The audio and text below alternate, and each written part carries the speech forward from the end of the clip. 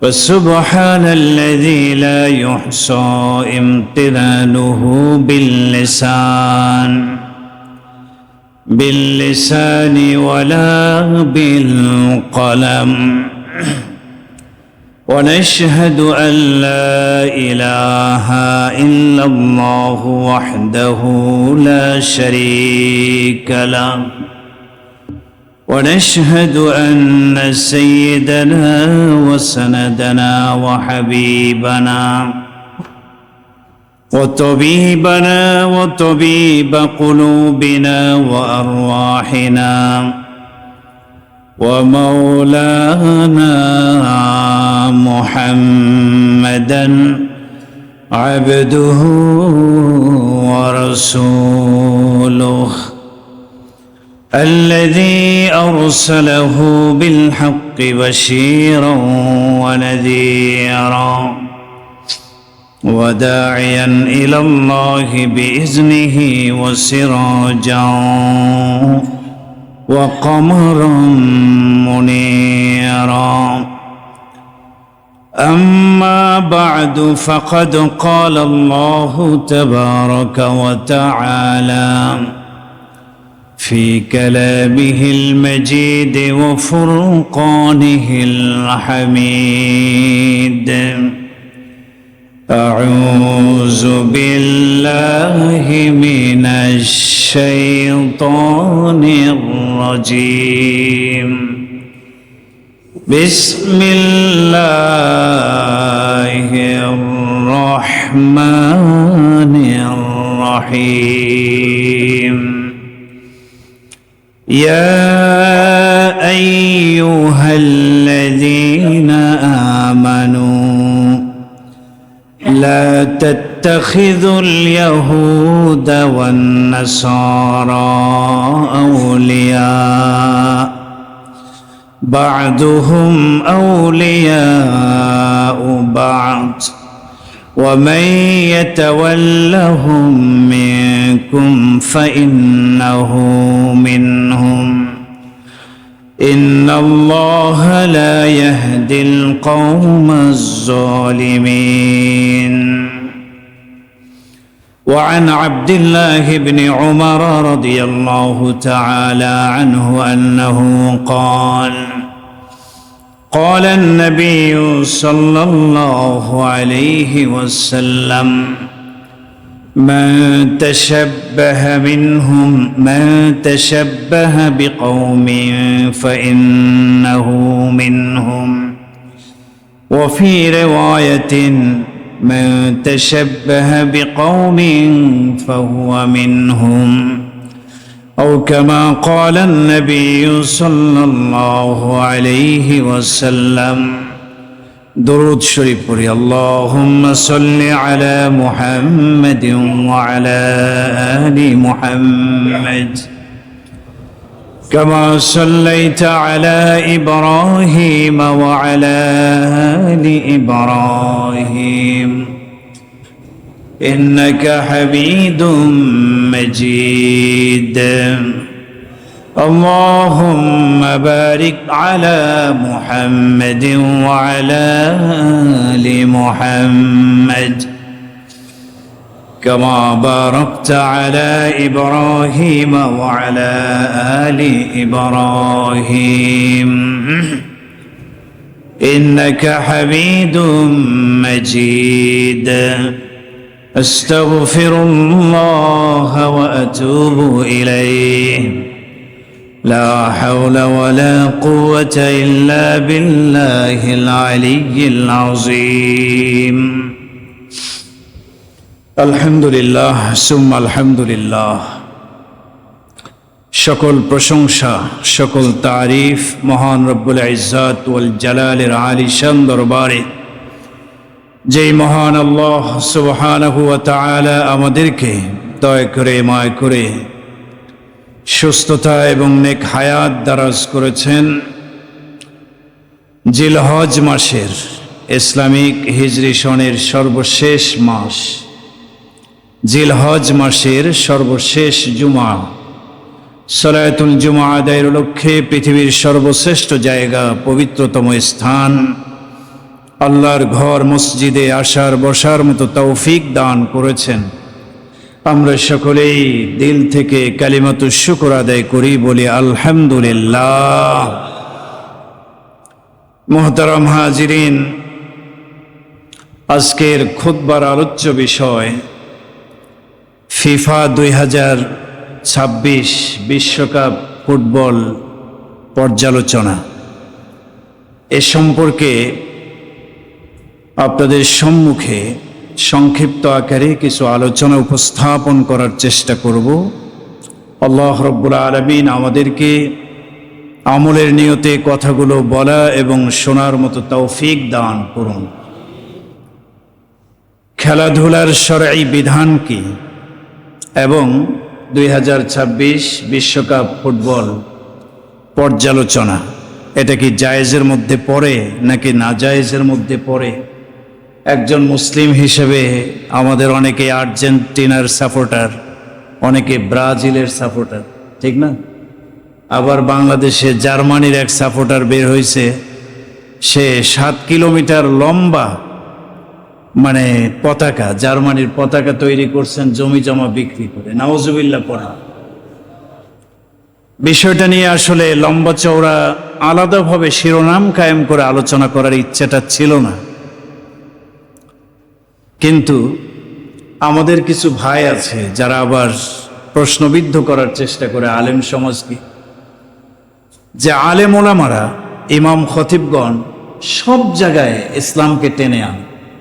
আমাদের ছেলেরা বিশ্বকাপ খেলা দেখবে, একটু আনন্দ প্রকাশ করবে, হ্যাঁ, এখানেও ইসলামকে টেনে এনে হালাল হারামের প্রশ্ন ছুড়ে দেয়। আলেম ওলামাগণ সব জায়গায় ইসলামকে টেনে, এভাবে কিছু ভাই আপত্তি করে। আসলে এই আপত্তিটা কোনো মুসলমানের সন্তানের হতে পারে না।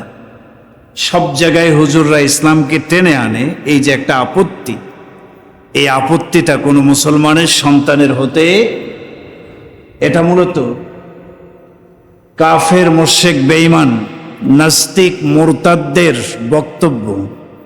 সব জায়গায় ইসলাম, নাস্তিকেরা সব জায়গায় ইসলাম, এটা সহ্য করতে পারে না। যারা ইসলাম বিদ্বেষী অথবা যারা নামে মুসলিম, কাজে কর্মে ইহুদি এবং খ্রিস্টানদের দালাল, কিছু মুসলিম নামধারী আছে না নাই বলেন, তাদের আপত্তি এটা যে সব জায়গায় ইসলামকে হুজুররা টেনে আনে। ও মুমিন মুসলমান, একজন মুসলিম, একজন মুমিন তার জীবনের প্রতিটি ক্ষেত্রে সে ইসলামকে ফলো করবে, ঠিক না? ঠিক জোরে বলে, প্রত্যেকটা ক্ষেত্রে। আবু দাউদ শরীফের শুরুর দিকে একটা হাদিসে হযরতে সালমান ফারসি রাদিয়াল্লাহু আনহু, তিনি হাদিসের একটা অংশে গিয়ে বলেন, পাক নাপাকির অধ্যায়, ইস্তেনজার অধ্যায়ের হাদিসটি আসছে যে আলহামদুলিল্লাহ, আল্লাহ আমাদেরকে এমন একজন নবী দিয়েছেন এবং এমন একটা ধর্ম ইসলাম দিয়েছেন, এখানে প্রত্যেকটা বিষয়ের সমাধান আছে। সুবহানাল্লাহ। সালমান ফারসি রাদিয়াল্লাহু আনহু বলেন যে আমাদের ধর্ম ইসলাম এমন একটা ধর্ম এবং আমরা এমন এক রাসূল পেয়েছি, প্রত্যেকটা বিষয়ে তিনি হাতে কলমে শিক্ষা দিয়েছেন। এমনকি ইস্তেনজায় যেতে হবে কিভাবে, কোন পা দিয়ে প্রবেশ করবে, কোন পা দিয়ে বের হবে, এই সব কিছু ইসলামে শিক্ষা দেওয়া হয়েছে। সুবহানাল্লাহ। একজন মুসলিম হিসেবে এটা গর্বের বিষয় যে আল্লাহ আমাদেরকে ইসলাম দিয়েছেন, বলে আলহামদুলিল্লাহ। হুজুররা সব জায়গায় ইসলামকে টেনে আনে, এ কথাটা ভুল। অনেকে বলে এ কথা যে সব জায়গায় ইসলাম টেনে আনে, কেন? এই আপত্তিটা ভুল। একজন মুসলিম জীবনের সকল ক্ষেত্রে ইসলামকে ফলো করবে। আল্লাহ কোরআনে কারিমে বলেছেন, সূরা আল বাকারায় আল্লাহ রাব্বুল আলামিন বলেন, ইয়া আইয়ুহাল্লাযীনা আমানু দুখুলু ফিস সিলমি কাফা। ঈমানদারদেরকে সম্বোধন করে আল্লাহ তাআলা বলছেন, হে ঈমানদারগণ, তোমরা ইসলামের মধ্যে পরিপূর্ণরূপে, পূর্ণাঙ্গ রূপে দাখিল হও। সুবহানাল্লাহ। আফাতুমিনুনা বিবাদিল কিতাবি ওয়া তাকফুরুনা বিবাদ। কিছু বিধান মানলা আর কিছু মানলা না, মুসলমানের এরকম আচরণ হওয়া যাবে না। পরিপূর্ণ ইসলামের মধ্যে ঢুকে যাও, জীবনের শুরু থেকে শেষ পর্যন্ত, জন্ম থেকে মৃত্যু পর্যন্ত, ঘুম থেকে ওঠার পর থেকে ঘুমাতে যাওয়া পর্যন্ত, রাত দিন 24 ঘন্টা, জীবনের প্রতিটা মুহূর্ত কিভাবে একজন মুমিন কাটাবে, ফলো করবে ইসলাম এবং ইসলামের নবী মুহাম্মদ রাসূলুল্লাহ সাল্লাল্লাহু আলাইহি সাল্লামের আদর্শের অনুসরণ করবে একজন মুসলিম। মহান আল্লাহ রাব্বুল আলামিন কোরআনে কারিমে বলেছেন, ওয়ানাজ্জালনা আলাইকাল কিতাবা তিবয়ানাল লিকুল্লি শাই। আল্লাহ বলেন, আমি তোমাদের উপরে এমন এক কিতাব নাজিল করেছি যে কিতাবটি প্রত্যেকটা বিষয়ের সুস্পষ্ট ব্যাখ্যা দানকারী। সুবহানাল্লাহ পড়েন। এমন কোনো বিষয় পৃথিবীতে নাই, কিয়ামত পর্যন্ত এমন কোনো বিষয় পৃথিবীতে সৃষ্টি হবে না, সমস্যা সৃষ্টি হবে না যেটার সমাধান কোরআন দিতে পারবে না। কোরআনে নাই এরকম সমস্যা, পৃথিবীতে নাই। প্রত্যেকটা সমস্যার সমাধান দিতে পারে কে? কোরআন। সুবহানাল্লাহ পড়েন। ইন্নাল কোরআন ইয়াহদি লিল্লাতি হিয়া আকওয়াম। কোরআন মানুষকে সঠিক, সরল, সোজা পথের দিশা দেয়। সুবহানাল্লাহ। অতএব একজন মুমিন তো সবকিছু কোরআনের সাথে মিলাবে। ইসলামে এটা আছে কিনা, আমি যে কাজটা করব এটা ইসলাম সমর্থন দেয় কিনা, কোরআন সাপোর্ট করে কিনা, মুহাম্মদ রাসূলুল্লাহর পারমিশন আছে কিনা, আল্লাহর পারমিশন আছে কিনা, প্রত্যেকটা ক্ষেত্রে একজন মুসলিম এই চিন্তা ভাবনা করবে যে করতে পারবে খাঁটি মুসলিম, আর যে আপত্তি করবে যে সব জায়গায় ইসলামকে টেনে আনতে হয় কেন, সে মুসলিম নামধারী, বেশভূষায় মুসলিম হলেও প্রকৃতপক্ষে ইহুদি খ্রিস্টানদের দালাল। কি বলেন, ঠিক না বেঠিক? অতএব খেলাধুলার শরঈ বিধান আমাদেরকে জানা দরকার, এবং বিশ্বকাপ ফুটবল খেলা পর্যালোচনা করে দেখব যে এটা কোন পর্যায়ে পড়ে, একজন মুমিনের অবস্থান কোন জায়গায় থাকতে হবে। ইসলামের আলোকে, কোরআন সুন্নাহর আলোকে আমাদের অবস্থান পরিষ্কার করার দরকার আছে না নাই ভাই বলেন? অবশ্যই আছে। গতকাল ফুটবল খেলা শুরু হয়েছে, ঠিক না? যে হুজুরা সবই জানেন, আপনারাই তো জানান। এই যে এই বিল্ডিং এর উপরে মাশাআল্লাহ, হ্যাঁ, পতাকা প্রত্যেক বিল্ডিং এ দেখা যায়, আর্জেন্টিনার পতাকা, ব্রাজিলের পতাকা। এগুলা কি আমরা চোখ বন্ধ করে থাকবো নাকি হুজুররা? হ্যাঁ, এগুলো তো আমরা দেখি। আলহামদুলিল্লাহ, আল্লাহর এক বান্দা বাড়িওয়ালা, উনি বলেছেন আমার বাড়ির বিল্ডিং এর ছাদে কোন দেশের ফুটবল খেলার পতাকা, কোন দেশের পতাকা উড্ডয়ন হতে আমি দেব না। আলহামদুলিল্লাহ পড়েন। এরকম দুই একজন মুমিন আছে। কোরআন কি বলে, হাদিস কি বলে, এ ব্যাপারে বিস্তারিত আলোচনাটা সংক্ষিপ্তভাবে উপস্থাপিত হবে ইনশাআল্লাহ। আল্লাহ তাআলা আমাদের আমলের নিয়তে শোনার তৌফিক দান করুন, আমিন। খেলাধুলার শরঈ বিধান কি? ইসলাম খেলাধুলাকে সাপোর্ট করে কিনা, বিনোদন ইসলাম পছন্দ করে কিনা, এ ব্যাপারে ইসলামের বক্তব্য কি? প্রিয় ভাই, ইসলাম সার্বজনীন একটা ধর্ম। ইন্নাদ-দীনা ইনদাল্লাহিল ইসলাম। আল্লাহর কাছে সবচেয়ে মনোনীত একমাত্র ধর্মের নাম কি বলেন? ইসলাম। সুস্থ বিনোদন, সুস্থ খেলাধুলা, এগুলাকে ইসলাম 100% সাপোর্ট করে, সমর্থন দেয়। ইসলামে খেলাধুলা, সুস্থ বিনোদন, এটা সম্পূর্ণরূপের জায়েজ। হারাম করা হয়নি খেলাধুলাকে ইসলামে। তবে খেলাধুলা জায়েজ হওয়ার পিছনে কিছু শর্ত দেওয়া আছে। এই শর্তগুলো যদি পাওয়া যায়, খেলাধুলাটা কি হয়ে যাবে? জায়েজ হবে। আর শর্ত পাওয়া না গেলে খেলাধুলা জায়েজ হবে না, হারাম হয়ে যাবে। মৌলিক দুটি শর্ত রয়েছে। কোন খেলাকে জায়েজ বলবেন, কোনটাকে নাজায়েজ বলবেন, কোনটা হালাল, কোনটা হারাম, খেলাধুলার ক্ষেত্রে মৌলিকভাবে ইসলাম শর্ত দিয়েছে কয়টি বলেন? সবাই বলেন না, কয়টি শর্ত? কি খারাপ লাগতেছে নাকি আপনাদের?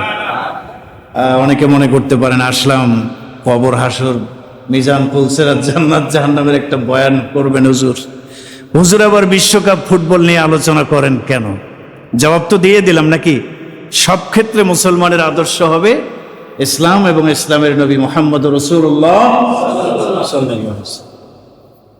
খেলাধুলাকে ইসলাম বৈধতা দিয়েছে। মৌলিকভাবে দুটি শর্ত দেওয়া হয়েছে। এক, খেলাধুলার মূল উদ্দেশ্যটা ভালো হতে হবে, নিয়ত ভালো হতে হবে। বলে নিয়ত ভালো মানে শরীর চর্চা। খেলাধুলার উদ্দেশ্য হতে হবে কি? শরীর চর্চা, শক্তি অর্জন। খেলাধুলার মাধ্যমে শারীরিক শক্তি বৃদ্ধি পায়, ব্যায়াম হয়, শরীর বৃদ্ধি পায়, স্বাস্থ্য ভালো হয়, সুস্বাস্থ্য হওয়া যায়, সুঠাম হওয়া যায়, শক্তিশালী হওয়া যায়। ভালো নিয়তেই খেলাধুলাটা করতে হবে। এক নম্বর কথা, নিয়ত ভালো হওয়া, উদ্দেশ্য ভালো হওয়া। আমি খেলাধুলা করব, শরীর চর্চা হবে, শারীরিকভাবে সুস্থ থাকব, আল্লাহ পাকের ইবাদত বন্দেগী সুন্দরভাবে করতে পারবো। প্রয়োজনে খেলাধুলার মাধ্যমে এমন শক্তি অর্জন করব, প্রয়োজনে যদি কখনো জেহাদের ডাক আসে, ইসলামের পক্ষে রাজপথে নামার ডাক আসে, আমার শক্তি এলায়ে কালিমাতুল্লাহ, আল্লাহর জমিনে আল্লাহর দ্বীন কায়েমের জন্য আমার শক্তি ব্যবহার করব। সুবহানাল্লাহ।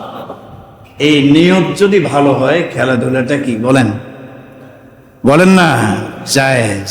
শরীর চর্চার জন্য ফুটবল খেলেন, কোনো আপত্তি নেই। তবে শর্ত কিন্তু আরেকটা আছে, ওইটা ভুলে গেলে চলবে না, ওইটাও লাগবে। অ্যাডজাস্ট মানে কোনোটা থেকে আলাদা হতে পারবে না, দুইটা শর্ত একসাথে পাওয়া যাবে। শরীর চর্চার জন্য, শক্তি বৃদ্ধির জন্য ইবাদতে মন বসবে। শরীর দুর্বল হয়ে গেলে ইবাদত করতে মন বসে না, জিকির করতে মন বসে না, তেলাওয়াত করতে মন বসে না, ঘুম চলে আসে, শরীর দুর্বল।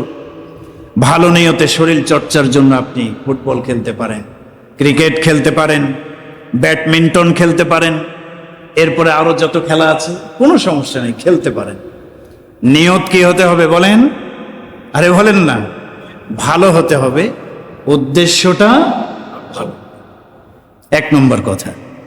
দুই নম্বর আরেকটি শর্ত রয়েছে, সেই শর্তটা হলো ইসলামের সীমা অতিক্রম না করা।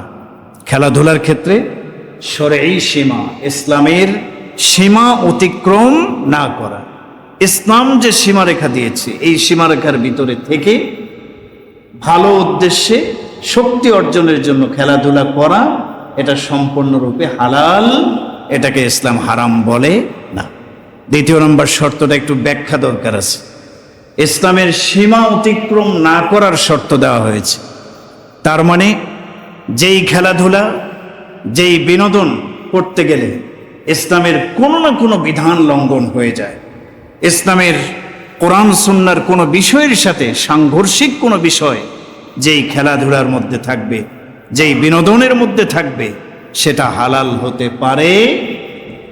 ইসলামের সাথে সাংঘর্ষিক কোরআন হাদিসের মুখালাফাত, বিরোধিতা, কোরআন হাদিসের নিয়ম লঙ্ঘন, সীমা অতিক্রম যেই খেলার মধ্যে হবে, সেটা ইসলাম কখনোই সাপোর্ট করে না। নবীজি সাল্লাল্লাহু আলাইহি সাল্লাম দুই শর্ত সাপেক্ষে নিজে খেলাধুলা করেছেন, সাহাবায়ে কেরামদেরকে খেলাধুলার প্রতি উদ্বুদ্ধ করেছেন। নবীজি জ্যোৎস্না রাত যখন আসতো, রাত্রেবেলা আম্মা জান আয়েশা রাদিয়াল্লাহু আনহাকে ঘর থেকে বের করে বলতেন, চলো আমরা দৌড় প্রতিযোগিতা করি। সুবহানাল্লাহ পড়ে দৌড় প্রতিযোগিতা করতে, দৌড়াদৌড়ি করা, এটা একটা খেলাধুলা, ঠিক না? এরপরে হাদিসের মধ্যে আসছে নবীজি সাল্লাল্লাহু আলাইহি সাল্লাম তীর নিক্ষেপণ প্রতিযোগিতার প্রতি উদ্বুদ্ধ করেছেন। তীরন্দাজি শেখা, এটাও একটা প্রতিযোগিতা, এটাও একটা খেলা। যে কে তীর ভালো মতো ছুটতে পারে, টার্গেট এবং নিশানা, লক্ষ্য বস্তু ভেদ করতে পারে, প্রতিযোগিতা, এটা একটা খেলা। এর প্রতি রাসূল উদ্বুদ্ধ করেছেন যেন জিহাদের ময়দানে সাহাবায়ে কেরাম খেলাধুলার মাধ্যমে তীরন্দাজি শিখতে পারে, ইসলামের পক্ষে এটাকে ব্যবহার করতে পারে। সুবহানাল্লাহ, শিক্ষা দিয়েছেন রাসূল।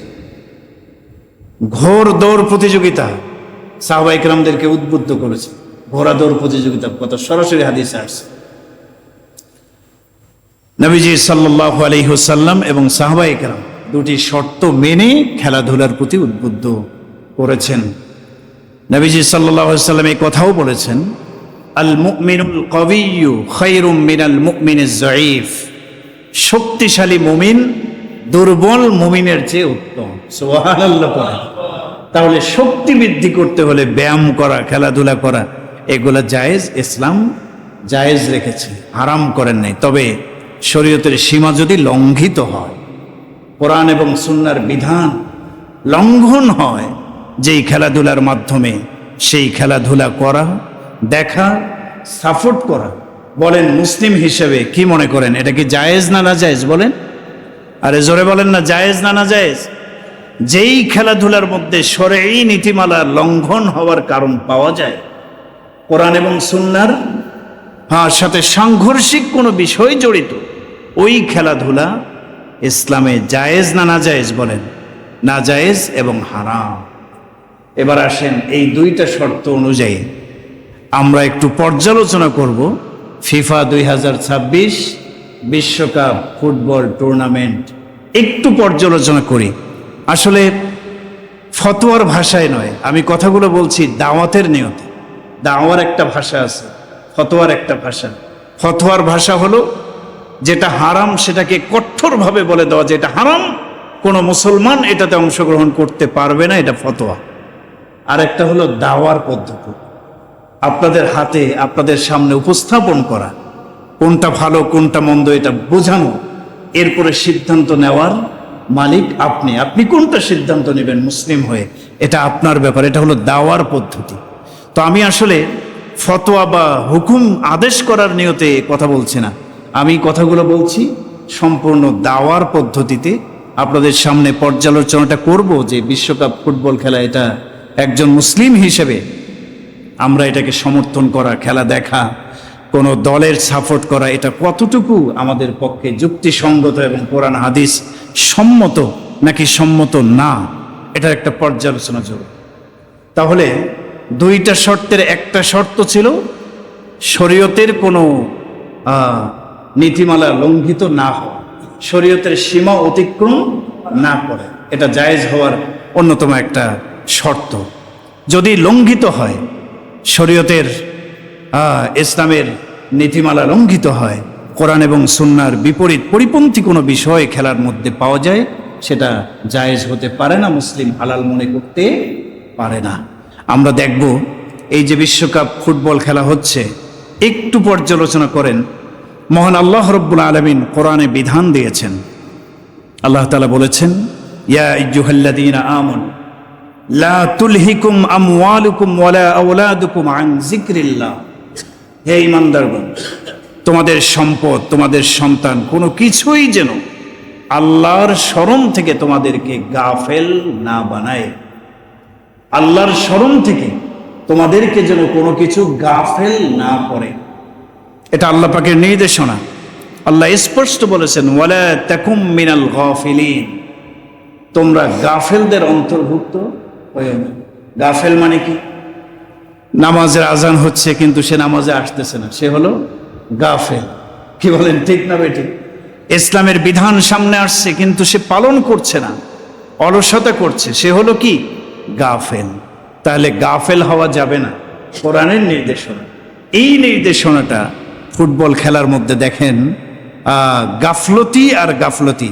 আপনারা একটু চিন্তা করেন, এই যে ফুটবল খেলা হচ্ছে, এই ফুটবল খেলা যারা দেখছে, বিশেষ করে খেলতেছে তো কারা? এই আমেরিকা, এরপরে কে? কানাডা, মেক্সিকো, ওনাদের তত্ত্বাবধানে এটা পরিচালিত হচ্ছে। তো খেলছে যারা, তাদের তো কিছুটা ব্যায়াম হচ্ছে, তাই না? ব্যায়াম হচ্ছে, 11-11, 22 নাকি 22 জন প্লেয়ার ব্যায়াম করতেছে, তারা খেলতেছে।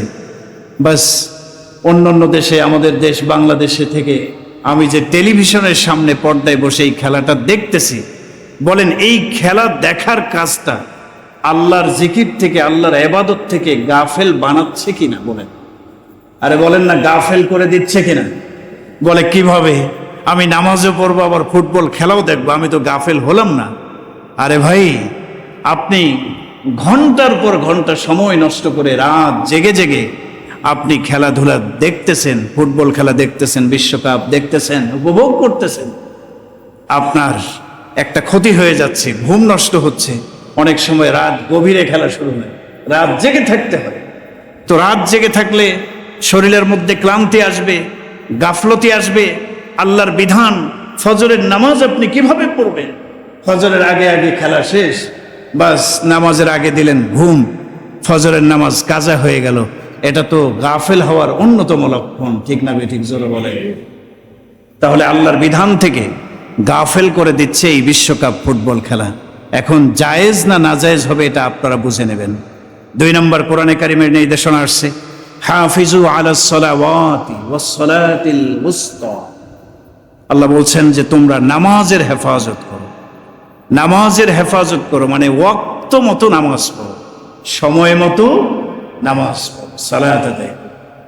ফুটবল খেলা যখন হয়, হাজার হাজার মানুষ, এমনও বাংলাদেশে ফুটবল প্রেমিক আছে, বিশ্বকাপের উন্মাদনায় মত্ত, নামাজ বাদ দিয়ে আজান হয়েছে কোনো তোয়াক্কা করে না, টেলিভিশনের সামনে ঘন্টার পর ঘন্টা থেকে নামাজ কাজা করো।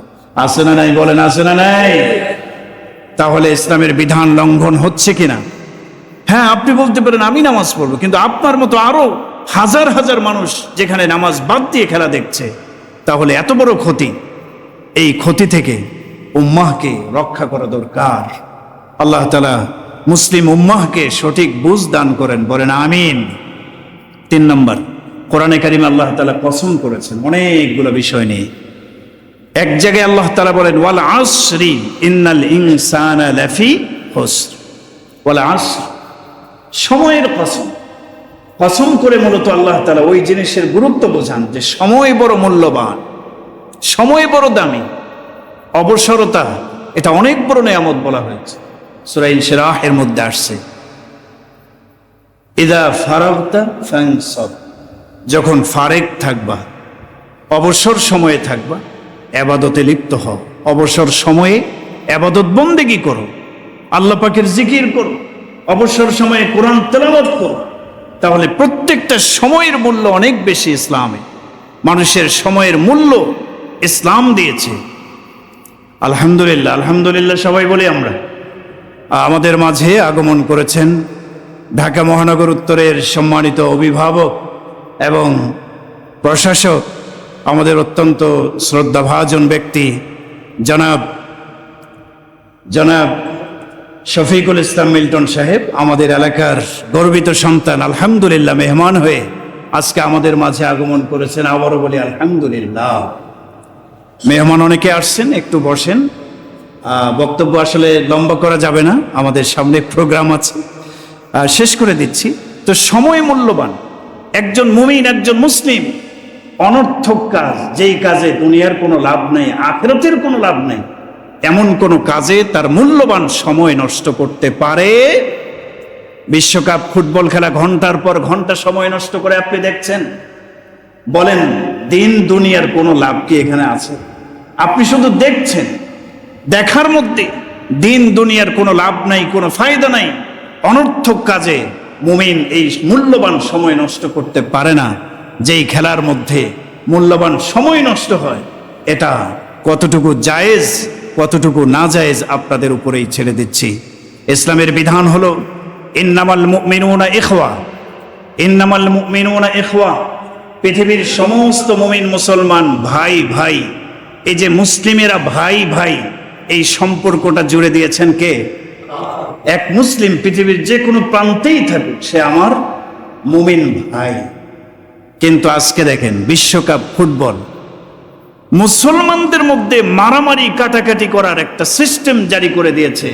এই বিশ্বকাপ ফুটবল খেলাকে কেন্দ্র করে প্রত্যেক বছরেই মুসলমান মারামারি হয়। কিছু মুসলমান হসপিটালে যায়, আর কিছু মুসলমান তারা অসুস্থ হয়ে বাড়িতে থাকে। মুসলমানদের সম্পর্ক নষ্ট হয়। এক দলের সাপোর্টার আরেক দলের সাপোর্টারদেরকে দেখতে পারে না। এই যে মুসলিম যে বিভাজন তৈরি করে দিচ্ছে, এটা কোনোভাবেই ইসলামের নীতিমালা অনুযায়ী পরে। আল্লাহ তাআলা বোঝার তৌফিক দান করুন, বলুন আমিন। ইসলামের অন্যতম আরেকটি বিধান আল্লাহ কোরআনে বলেছেন, লা তাত্তাখিজুল ইয়াহুদা ওয়ান নাসারা আউলিয়া। ইহুদি এবং খ্রিস্টানদের অন্ধ অনুসরণ করো না। মুসলমানদেরকে আল্লাহ তাআলা বলছেন। আজকে দেখেন বিশ্বকাপ ফুটবল খেলাকে কেন্দ্র করে বিদেশিদের, ইহুদি খ্রিস্টানদের অনুসরণ কিভাবে মুসলিম ছেলেরা করছে। মাথার চুল কাটবে তো স্টাইল করছে মেসির স্টাইলে, নেইমারের স্টাইলে, এরপরে খেলোয়াড়দের পছন্দের খেলোয়াড়দের স্টাইলে চুল কাটে। আরে মুসলমান, তুমি মুসলিম, আর রাসূলের উম্মত তুমি, তোমার চুলের ডিজাইন কেমন হবে? ইসলামে আছে জুম্মা, লিম্মা, ওয়ফরা, 3 তরিকায় তুমি চুল রাখবা, রাসূলের অনুসরণ করবা। তুমি কেন মেসি, তুমি কেন নেইমার? ব্যাজ লাগায়, গেঞ্জি গায়ে দেয়, পিছনে লেখা মেসি। সে মূলত অনুসরণ করতে চায় একজন মেসির, একজন নেইমারের। ও মুমিন মুসলমান, মুসলমান হয়ে বলেন, ইহুদি খ্রিস্টানদের অনুসরণ করা জায়েজ আছে? আরে জোরে বলেন না, জায়েজ আছে? তাহলে বিশ্বব্যাপী এই খেলাধুলার প্রচারের মাধ্যমে বিজাতীয় সংস্কৃতি, বিজাতীয় ব্যক্তিদের অনুসরণের দিকে মুসলমানদেরকে ধাবিত করছে। সবচেয়ে বড় কথা হলো, খেলাধুলা হবে, খেলাধুলা করবে, সমস্যা কি? হোক না, কিন্তু এত উন্মাদনা কেন? বাংলাদেশে থেকে এত পাগল পাড়া হয়ে যাচ্ছেন কেন খেলার জন্য? এই খেলাধুলা আপনাকে আমাকে অন্ধত্বের মুখোশ পরিয়ে দিচ্ছে। খেলাধুলায় মগ্ন থাকতেছে, এরপরে অপরাধ বোধটা আমরা হারিয়ে ফেলছি। অনেক অপরাধ সংগঠিত হচ্ছে, সেদিকে কোনো কথা নাই। দেশের অনেক বিষয়ে অনেক ধরনের বৈষম্য হচ্ছে, সে বিষয়ে কোনো দৃষ্টি নাই। সব অন্যায় অপরাধের জগৎ থেকে ফিরে একমুখী করে রেখেছে খেলাধুলা। কি বলেন, ঠিক না বেঠিক ভাই? তো মুসলমানদের সামনে সবকিছু স্পষ্ট। একজন মুসলিম সে দুনিয়ার ভোগ বিলাস খেলাধুলায় মত্ত হয়ে আখিরাতকে বিসর্জন দিতে পারে। বছর শেষ, হিজরি সন শেষ হয়ে যাচ্ছে, একটা বছর আমার থেকে বিদায় নিয়ে চলে যাচ্ছে। 1448 শুরু হবে, হিজরি নববর্ষ শুরু হবে সামনে। একটা বছর আমার হায়াত থেকে চলে যাচ্ছে। আমার 1 বছরের আমল নামাটা একটু সামনে রাখা দরকার। নেক আমল বেশি করলাম না গুনাহ বেশি হয়ে গেল, এগুলো চিন্তা ফিকির করে প্রতিটা মুহূর্তে আল্লাহ পাকের ইবাদতের মাধ্যমে কাটানো, এটাই একজন মুমিন মুসলমানের পরিচয়। হযরত আলী রাদিয়াল্লাহু তাআলা আনহু বলেছেন, প্রকৃত জ্ঞানী বুদ্ধিমান ওই ব্যক্তি যে মৃত্যুর আগে ওই কাজগুলো করে যেই কাজগুলো মৃত্যুর পরে কাজে আসে। সুবহানাল্লাহ পড়ে। আর বোকা ওই ব্যক্তি, বোকা এবং আহমাক, যে মৃত্যুর পরে যেগুলো কাজে আসবে ওগুলোর ধারের কাছেও আসে না। সে দুনিয়া নিয়ে ব্যস্ত, মন যা চায় তাই করে, মন চাহি জিন্দেগি যাপন করে। এই ব্যক্তি বোকা, মৃত্যুর পরে তার কোনো কিছুই আর কাজে আসবে। আল্লাহ তাআলা আমাদেরকে একটি বছরের বিদায়ে নতুন আবার আরেকটি বছর আগমন করবে। এই সময়ে নিজের জীবনের হিসাব মিলাবার তৌফিক দান করুন। জীবনের প্রতিটি ক্ষেত্রে কোনো অন্ধ অনুসরণ নয়, কাফের মুশরিক বেজাতিদের অনুসরণ নয়, একমাত্র ইসলামের পূর্ণ অনুসরণ করে পূর্ণ মুসলিম হওয়ার তৌফিক আল্লাহ আমাদেরকে দান করুন। আমিন। ওয়া আখিরু দাওয়ানা আলহামদুলিল্লাহি রাব্বিল আলামিন।